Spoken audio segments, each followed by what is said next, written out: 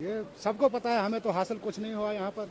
आज हमारी वो हालत है यहाँ पर, सब कोई जम्मू की बात कर रहा है, कोई कश्मीर की बात कर रहा है, लेकिन खिताए चनाब हुए यतीमों की तरह है जिंदगी बसर कर रहे हैं यहाँ के लोग।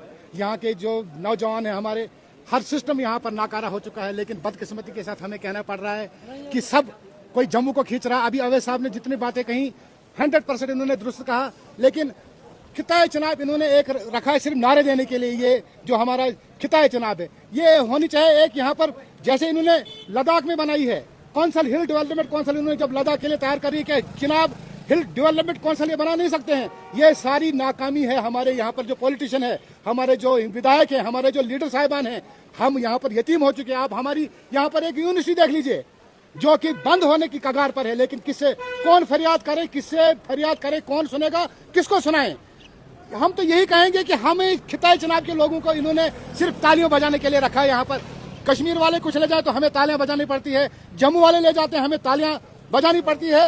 ये सारी जो जितनी भी हमें ये बदकिस्मतियां आज मिली हुई है, ये हमारी हुकूमत के जरिए से हमें जो मिला है तोहफा है। आज देख लीजिए हमारे यहाँ पर जो बदरवा है वीरान सुनसान पड़ा हुआ है। सरकार लगी यहाँ पर, लोग यहाँ पर बीमार लोग, कमजोर लोग, बच्चे हैं यहाँ पर, -4-5 टेम्परेचर है, लेकिन सरकार को टस से मस नहीं है। उनकी जिम्मेदारी बनती है कि वो लोगों को रिलीफ दें, लेकिन रिलीफ की बात कहाँ है।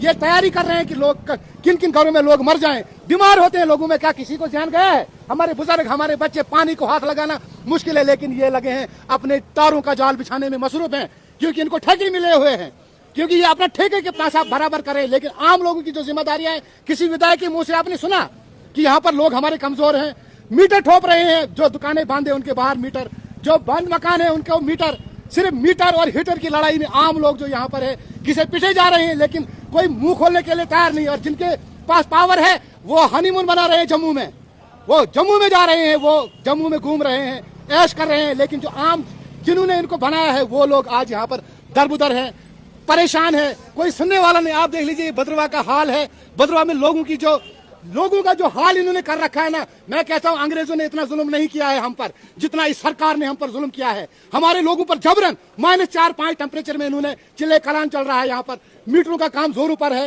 हिट मतलब थोपने का काम, लेकिन लोगों को रिलीफ देने के इनके पास कोई भी ऑप्शन नहीं है, क्योंकि सिर्फ लोगों को तो जिंदा रखना है।